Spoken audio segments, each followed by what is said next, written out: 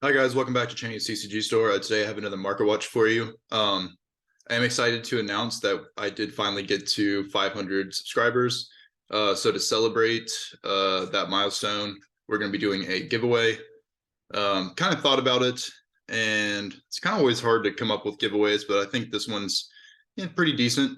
So it's going to be a playset of ultra rare silent graveyards, which can be used right now competitively. So if that's something you were looking for, that might be nice.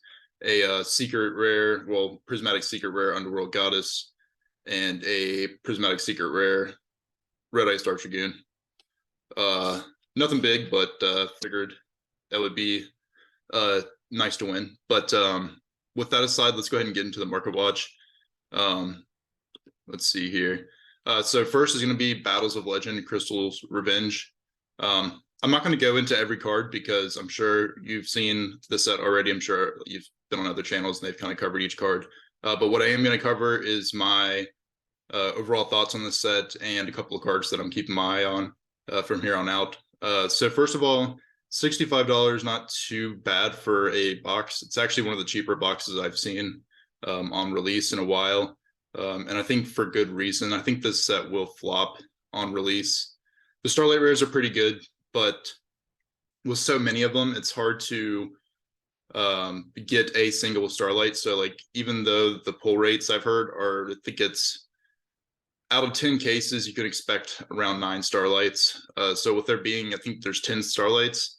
If you were trying to, buy enough cases to pull one of every Exodia piece, I mean, you're going to have to get a ton of cases, like probably at least 25 cases, maybe even up to 30 at least, to have a chance to pull them all. So it's just going to be hard to get specific Starlights, and I think they will be decently expensive for the ones that are wanted, and there will be some cheap Starlights in this set as well that don't do as well. I think Yatagarasu probably won't do very well. Even though it is an iconic card, I think the collectors, while there might be a little demand for it up front, I think a lot of people would rather have the first edition secret rares. But the Access Code and Borreload Savage Dragon are also going to be cards to keep your eye on because they are competitive staples. But again, you're only playing those at one copy, so I don't see there being a lot of demand. And for Super Poly, I think that's one of the other ones. You already have an Ultimate Rare, so I just don't really see people like offloading Ultimate Rares to go pick up Starlight Rares. But maybe I could be wrong. Personally, if I had to go for a Starlight Rare or Ultimate Rare Super Poly, it would definitely be the Ultimate Rare. It's just a better price. And I mean, you can essentially get a play set of Ultimate Rares for the price of one Starlight Rare. So, and I think the Ultimate Rares actually look really, really good. But Starlight Rare picks overall aren't too bad on their end. They're definitely trying to cater to both competitive players and collectors, which is always good. The Access Code Talker Secret Rare reprint, I think these aren't really that much cheaper than the original print. So if you're going to get a Secret Rare Access Code, I would just go get the original print. And at this point, I would just stay away from the Gold Rare, which is what I've kind of always maintained. Now, some of the cards that I'm looking for in this set to pick up and invest into long term, it's going to be one F-Zero, and we'll see what the price is on that right now. Just because it's a super powerful card and very generic. It just needs a deck that plays Xyz monsters to see play, which there really aren't that many right now, but that doesn't mean that we won't see a deck that can use it in the future. It definitely has seen quite a bit of play in the past, especially Phantom Knights. Lyrilisk, it was like kind of their boss monster. Unfortunately, that deck was dead on landing pretty much. So the Savage Dragon reprint's 10. That's not too bad. That's like around what the reprint Prismatic Secret Rares bottomed out at before they went back up. Selene, I would stay away from just because I think it's going to crash because you're not really seeing too much play right now, especially with how Fibrak's gone, which means mainly the only players that are playing this would be like maybe Altergeist or like a Pendulum Magician's deck. Where you can kind of get a spellcaster back, but it's not as nearly as generic as it used to be, where you could just use Halp to get out your effect failure, and then bam, you're into this, and then into a access code. Let's see. So the Chaos Creator too, I would keep your eye on. This is one of the cards that I want to pick up. a couple play sets of. It is a pretty good card. You would never really see play over one copy, but in Chaos builds, it's pretty good, especially if you're playing a deck that goes through a lot of resources. It helps shuffle back materials back into your deck, or cards that you need back into your deck, which is nice. And it's, you know, I think it's a 3K body, I believe. It's either 3K or like somewhere near there, but pretty good. F-Zero at $5 here. I think 450s are not $5 with shipping pretty much. I think that's a pretty good price. It could go down as low as like 250 to 3. But if you want this card, I would go ahead and grab a couple of copies, and then if it goes to like $2 or $3, then just pick up a bunch of them, because it definitely will go up a lot in price if it sees play again in the future. I think people would want that over the original print. Honestly, I think the secret rares look pretty good from what I've seen so far. Fusion Destiny is also a good card to pick up long term, but it is also good for like casual decks like Heroes, Phantom Knights, other decks that like kind of focus on getting the Destroyer, Phoenix, Enforcer out. And before the reprint was going for like around 20 to 25 bucks. Well, maybe like 8. It was at one point, but it had settled down, I think, recently to like 17 or so. But $4 really good, and they look really good too. And then Chaos Space is also a great pickup, and it's a card that I want to pick up a ton of copies of. The only thing I'm really worried about with Chaos Space is potentially being on the ban list at some point. But hopefully they won't do that this next list, because Dragon League just can't afford to lose Chaos Space right now. It would just be awful. The deck is already struggling, but honestly, I did see that, I think it was the regionals this last weekend, Dragon Link did get 2 tops, which is pretty good in my book. But that's just because Tier Limit is such a dominant strategy, so it's basically just Bestial carrying that deck right now. Moon Maiden also is a decent card to look out for if it gets really cheap. It's just pretty much only going to see play in Invoked, I would imagine, but I definitely think that's a card that could sneak up from like maybe being like 85 cents to $1 to being like $3 or $4 over time. But it'll definitely crash out, so I'm going to wait on that. And I think that's pretty much it for now. I'm sure there's other things in here that are worth looking at, but that's what was on the top or the forefront of my mind going into the set. Oh, by the way, I did try to film this last night. I was hoping to get this video out last night, but for whatever reason, I was having a hard time with my throat yesterday. I just could not speak without like starting to tear up, which if you've ever had that happen to you, it's really annoying. But I don't want anybody to have to sit through coughing for a whole video. It would be like nails on a chalkboard. Goes a match from Magnificent Mavens. I think this is a good card to keep an eye on. I'm actually going to refresh here because I did pull this up last night, so I just want to see what the prices are at. Goes a match comes in and out of competitive play from time to time. And historically, it's always kind of been like a $3 to $4 card. Maybe even sometimes more expensive depending on the level of play it's seeing. But even all the commons are still worth $1.50 and above. So getting the ultra rare, which is now I think one of the highest rarities of the card. Yeah, it is the highest rarity. There might be a collector rare. I can't remember, but as far as the normal prints, it did have a super rare and hidden summoners. But now lowest on those is $1.40, $1.60. And yeah, it looks like ultra rare goes a match still around $1.50. Think that's pretty good. Definitely is going to creep up in price over time. Next is Crush Card Virus. I wanted to check in on this card because I haven't looked at it in a while.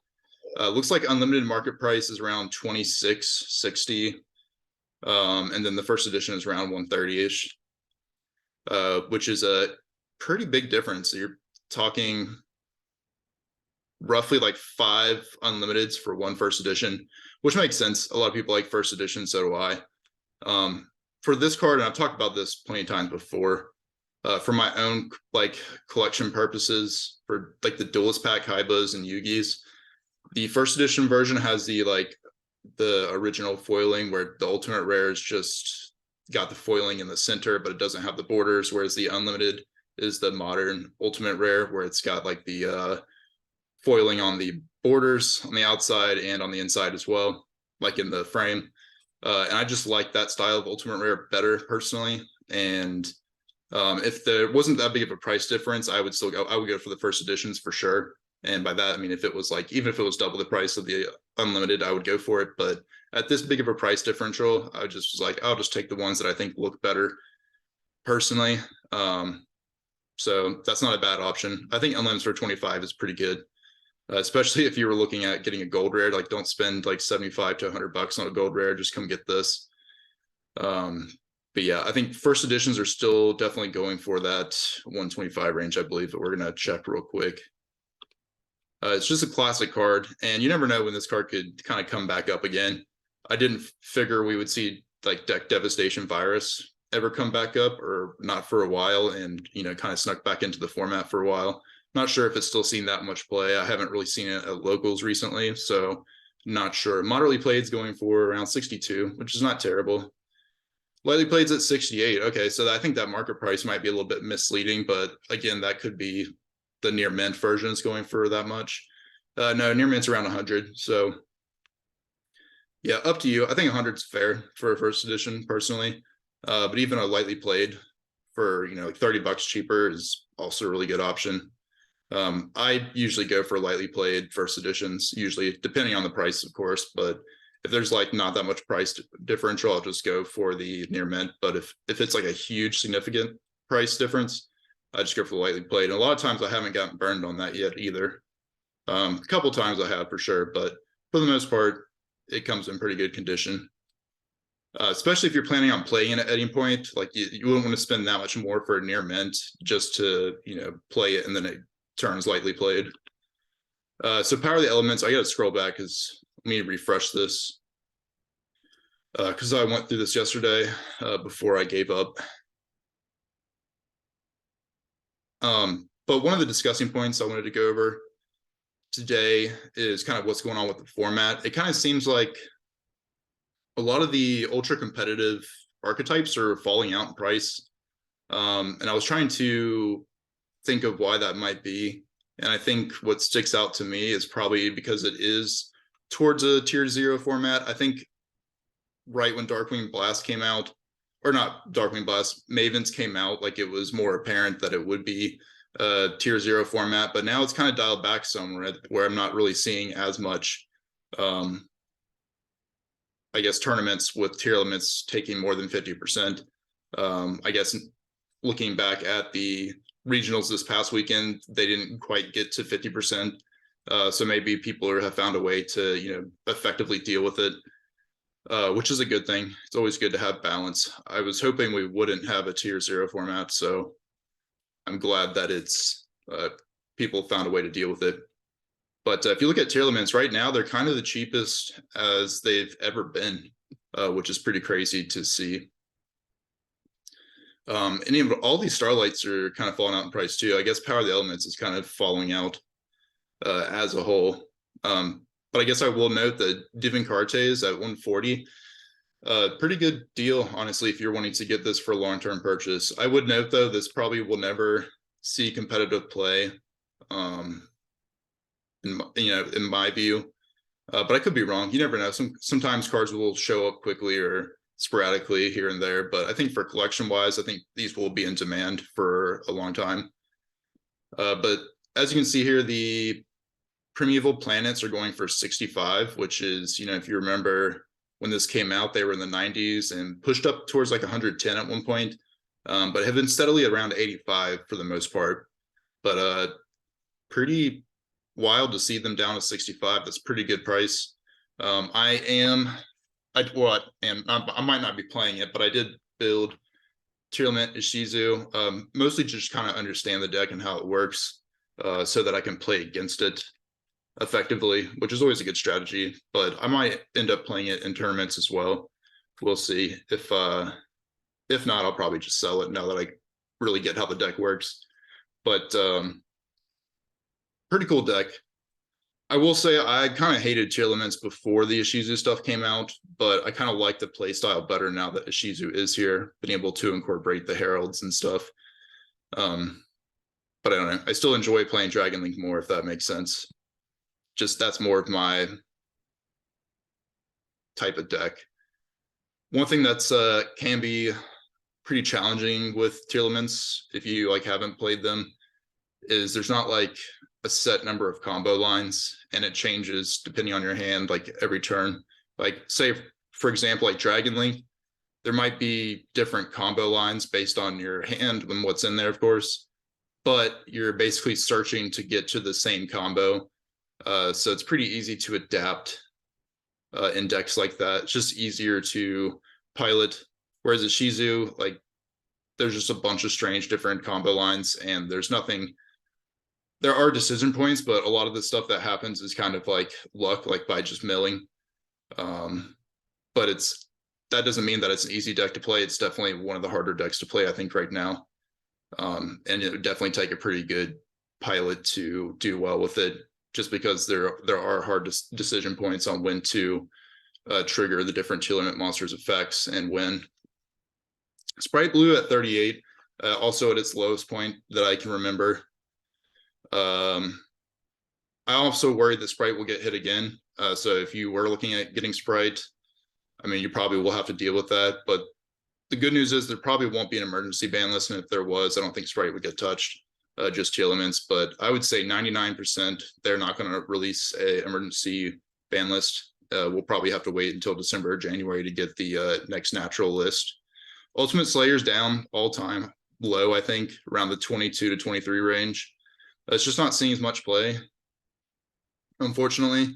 I think part of the reason is while it is a great card, I think players have limited slots in their deck, to deal with other boards. And I think if you're looking objectively at this card and Dark Ruler in this format, I think Dark Ruler is a little bit better as far as board breakers, but it's interesting right now to play, I guess,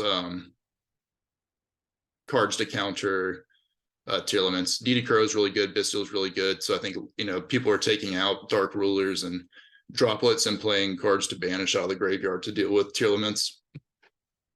Sprite Elf around 18 to 20. Nothing has changed much here, and the reason is this sees play in a lot of decks. I mean, Sprite and tier limits, but then other decks that can utilize it, which I'm sure there's plenty. There's really no drawbacks to using it, and it gives you some protection, which is really good. Actually, I think so for my tier limit deck I built, I only have one field spell, but for the purposes of learning the deck, I didn't need to pick up all three, but if I end up playing it, I will pick up the other ones. But I think I still need to get Sprint, but other than that, the extra deck is complete as well. But I mean, I still have most of the combos memorized, and just knowing where to hit the deck is very important. Guru at 15, still think this is a good card to have, but I do think this is definitely safe from the ban list, but I don't think Super Poly is. Super Poly could potentially get hit, which would be take this out of use for a lot of decks. I mean, this would still see play in tier limits because it's just a free draw one pretty much. But yeah, this has been around. It's been hovering between like 15 and 18 for a while. Reinhardt also actually it's kind of creeped back up from last night. From what I saw last night, the lowest was like 1450. Now it's 16. But these were more in the 20 to 22 range, like when Darkwing Blast came out. So surprising to see all the tier limits cards kind of falling out. But that also could be people. I've seen a lot of people that are like checking out for this format and just waiting for the next ban list. Just don't want to deal with tier limits at full power, which is understandable. Kurikara is at $8. Again, I think if you wanted to get this and you're not going to play this anytime in the next year, you just want to have one for your collection. You might just want to wait till the next reprint next year. If you don't care when you get it, you just want to have it, because these will probably be like $1 or $2 at that point. But if you don't care about the money, you just want to have it. I mean, $8 is not bad. It'll probably stick around the $6 to $7, $8 range until it gets a reprint. And Kit Kalos, $5, $6 here, down a little bit, was more towards like 8 to 10. And one of the few cards in here that's gone up in price is actually the Vernal Sylph, because I think Madolche's topped, not this past weekend, but the weekend before, or something like that. And I think they were using these cards, but a lot of Earth strategies can actually benefit from Vernal Sylph. And that's pretty much it. I mean, pretty much across the board from, tier elements and Sprite, they're down in value for the mentioned reasons that we went over. But if you want to pick up tier elements and, play the best deck in the room, it's not that expensive. I think I calculated it out, and you can build the whole deck for like around 400-ish, which, before, I feel like a few months ago, like some of the top decks were well over 500. Like Sprite was really expensive at one point when it first came out. And then formats before then, there was just some really incredibly expensive decks. So it's good to see that some of these competitive decks are coming down in price. But yeah, hopefully the trend continues with Konami reprinting a bunch of staples, not to a ridiculous point or anything, because then it makes it kind of hard to know what to invest in if there's always a reprint right around the corner. It has to be balanced, but they have been doing a good job about getting cards that haven't seen a reprint in a couple of years into the recent sets, specifically Mavens. And what was this set before then or after? Oh yeah, Crystal Revenge. Both those sets. Like Crystal Revenge is kind of reprinting the Toon Chaos cards, and Maven's reprinted just a bunch of everything. Moving on, I just wanted to point this out. Mass Change 2 from Ghost from the Past, the ultra rare, is around $5. And I just wanted to point this out because if you have this in your bulk, it might be a good opportunity to, make a couple bucks, because I wasn't aware that this card was going for $5. And I know I have some of these laying around, so I need to dig them up. But even surprisingly, even the commons from the structure deck are around $1.50 as well. Well, the market price says $2.23. So you might want to sell those as well. I think when I got back into the game, I did buy a few of these structure decks. So I definitely have those laying around somewhere as well. Next is Abyss Dweller. So kind of going along with the Chilliman stuff, going down in price. This is down quite a bit at 60, and it was like around 90-ish at one point.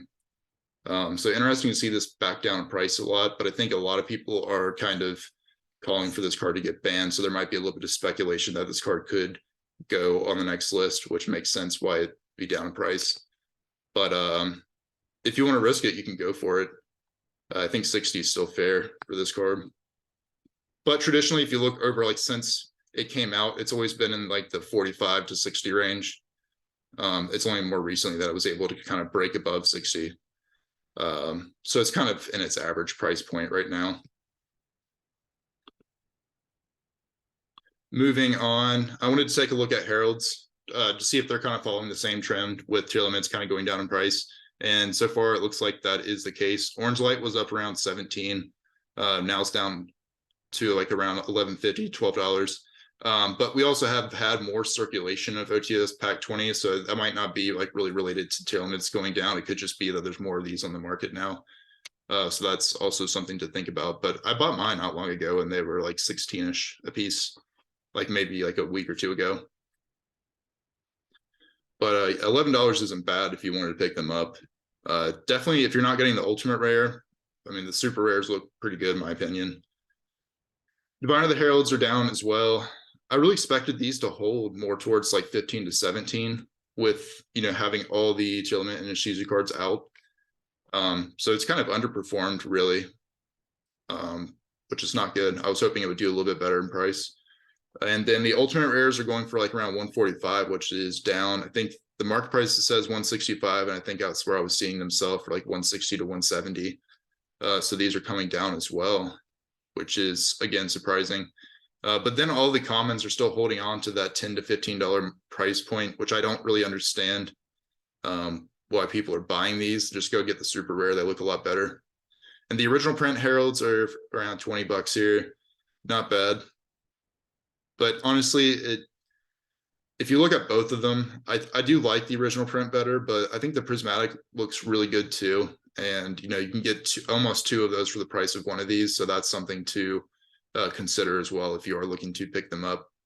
And just wanted to note real quick too that Herald of the Green Light. So we got copies here for 35 and then 40. I did pick up a mod play of this, and it actually looks pretty good for mod play. But it is from a seller locally here that I trust. Pretty much every time I've bought a mod play card, it comes in like, maybe like lightly played. but a little bit in between mod play and light play. But here's what I got. It's a first edition. Actually just been kind of playing around with green light in issues utility elements, and it does come up, but it's probably something that you'd want to put in the side deck. But against something like Sprite, you're gonna have fairies in your hand a lot, so just being able to pitch them and proc their effect while also negating, like, say, runic tip is pretty good. But I can understand why people wouldn't play it. It is still pretty situational. So maybe having something like that in your side deck is an option, but it's definitely not like the most, I guess, common build that you're going to see. Actually haven't seen people playing that at all, really. And purple light's around 32 to 35. The purple light looks really, really good. I really want one, but it's hard to justify it at $35, but that's not bad price, honestly. I just wish it was like maybe towards like 20-ish. But that's all the ones I wanted to go over for Heralds, just kind of the ones that are seeing play right now. Toon Chaos, I was going to check in and see kind of how some of the cards are doing in price. We're not going to look at all of them, but mainly the ones that got reprinted. So the Chaos Creator Collector Rare, this is probably unrelated to getting a secret rare printing, but these have been in decline for a while. I think around 6 months ago, these were going for like around 70-ish, 75 for near mint unlimited. Now they're down to 50. Whereas the first edition has kind of dropped a little bit too. But I think it's only dropped like $10 or so, down to like 110, 112, something like that. Not a bad card to have either, but I've held on to this card for a long time at this point, so I would understand not wanting to get involved because it's definitely been a slow burn, hasn't done anything in price. I was hoping it would do a little bit better over time. Toon Bookmarks down in price as well, which is good. Valkyries, this card didn't get reprinted, but it doesn't matter because these are all collector rares. I'm just kind of looking at the collector rares to see how they've held up over time. Immortal Phoenix Gearfried is at 38, and for a while I kind of thought about picking up a playset of these, and I think the first editions are around 55 to 60, which is pretty good as well. The problem with this card, even though it's really powerful, is you have to play a deck that plays equip spells. And yeah, you have Infernoble, but if Infernoble never becomes relevant again, I just can't see another deck in modern history being reliant on equip spells. But I could be wrong. It is a great card, though, really strong card. Page flips are around 30 for unlimited. So those are down a little bit from 38. And then we get into the ultra rares where we see like kind of big losses in value. So Toon Blackluster Soldier, I believe, was up around $35 to $40, maybe even more. And now it's bottomed out here to like 14. And I think first editions are just a tad bit more expensive, but honestly, if you're a Toon player, I kind of feel like the secret rares are the way to go, especially because they're going to be a lot cheaper. At least they are already. I don't know if they'll end up evening out, but probably not. I think the ultra rares will probably maintain a little bit more value, at least in the short term, just because it is Toon Chaos.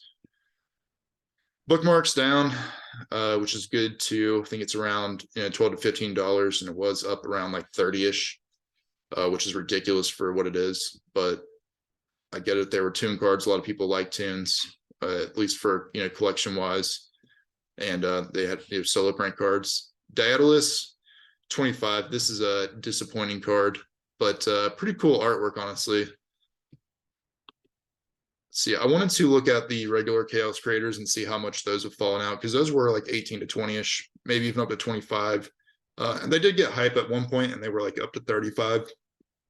Renaud's did not get reprinted, which is disappointing. I can't believe they didn't reprint this card. I don't see why not. Gearfried's, the regular copies, this didn't get a reprint, so it's still holding its price around $8.50, and near mint's up around 10. Oh wow, so the original print Chaos Creators are $4, which makes sense. Now you can get a secret rare for around the same price. Extravagance have fallen out a lot too. Chaos Base at $4. Get the secret rare because they're going to be the same price. There's no reason to get the super rare. And that's it for the most part for cards that I wanted to look at in Toon Chaos. But yeah, a lot of value has been lost across Toon Chaos.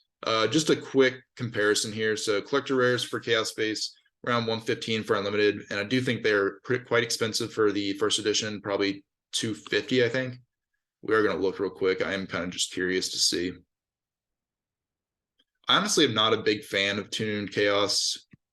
I am a fan of the set, I guess I'll say that. I'm not a fan of the foiling they did with the collector rare. It seems like because it was the first set, they hadn't worked out, I guess, the best foiling for them yet. So if you look at like the Toon Chaos collector rares versus like some of the most recent ones, there's no comparison. Like the most recent ones look way better.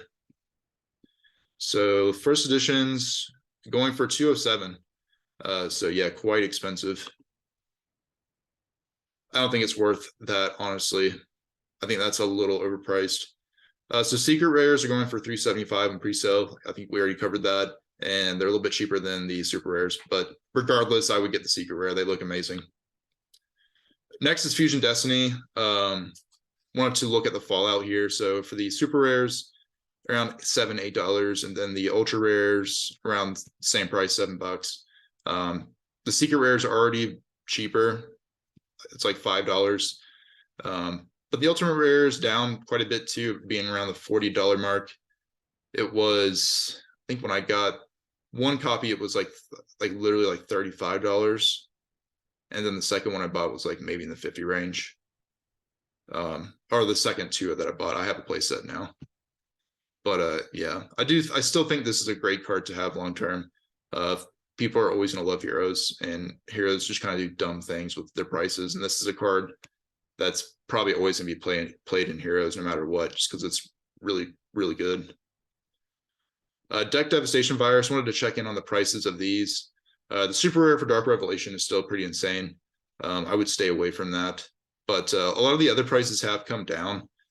And looks like they're continuing to kind of fall out. So if you missed the train on these and you want to pick these up just to have for the future, maybe not a bad idea. You never know how the next format's going to look after the ban list. So just having, staple cards like this are always a good thing. Flaming Eternity, like around 338 for unlimited. And first editions are, I think, like around 12 to 15. Ultra rare for the Legendary Collection Kaiba, $3 for unlimited. Pretty good. This card was like up towards 10-ish, I think. And then other than that, there's just commons, but even the commons, still have some good value attached to them. Let's look at the first editions for the ultra rares, though. I'm just curious to see if those have fallen out quite a bit too.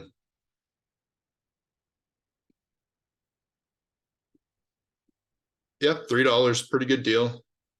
Maybe keep an eye on them. You don't have to grab them right now. They're seeing less and less play, and I mean, they are kind of falling out more and more. And I haven't really heard any talk of this card seeing play again or potentially being good anytime soon. But yeah, just keep this on your radar, and if they keep dropping, maybe consider picking some up. Next is Dark. I just wanted to point this card to keep an eye on it, because technically we won't get a reprint until, all else equal, not until the 10s next year, assuming we have 10s next year, which I believe we probably would in some form. But I'd say from my store, this card has been selling like crazy. This is a card that when it was like $1.25, I picked up a stack of these, and been selling these pretty consistently for like the 3 to 350 range. I think it had gone up because I think I had mine listed for like around 330, 340, something like that, and they all sold. And I have some more. I just got to list them back up. But if you have these and you bought them when they were really cheap, and I talked about them when they're like around $1, you might want to consider offloading some of these. But yeah, this card's seen in play in a lot of decks, and it's something you can go into. Take a resource from your opponent and then also go right into Sprite Elf with it. So it's a pretty good card. I mean, there's a lot of applications and things you can do with it. But yeah, I just wanted to point that out. It's been up in price for a little bit now. And then the last card is going to be Foolish Return. If you remember, I think I covered this card when it got bought out at one point. Not like it was a little while ago, but it wasn't that long, like a couple months ago. It's basically just a quick play spell card that lets you shuffle a card from your opponent's graveyard back into the deck, which can be pretty good. I think DD Crow is definitely better because you can use it on your opponent's turn, and it doesn't have to, like, it could still be in your hand, of course. So I think DD Crow is definitely the best option, but just this being the Lost Art promotion card and the artwork being really cool and it being like a somewhat playable card, it's fallen out to under $2. I would recommend picking a couple up. I did pick up another playset because I did have a playset before that I ended up selling when they were like pretty high in price. So I wanted to get mine back, and I'm glad I did. I think I paid around this price to get them back. I just got them in the mail. But $1.60 is really good for pretty much any Lost Art promotion, but the value seems pretty low on this card right now. So definitely keep your eye out for it. But that's going to be pretty much all for today. Looking forward to getting some more videos out. Just been really busy, so I apologize for being away for a while, but thanks for getting me to 500 subscribers and continuing to watch the channel. But trying to think, maybe do a video tomorrow night because this weekend I'm going camping, so I'm going to be gone, and then we start getting into Thanksgiving. But I will be doing videos when I get back because I have next week off, so I'll probably do a couple of videos next week before I head off to North Carolina to for Thanksgiving. But thanks for watching, guys. I will see you in the next one. Bye.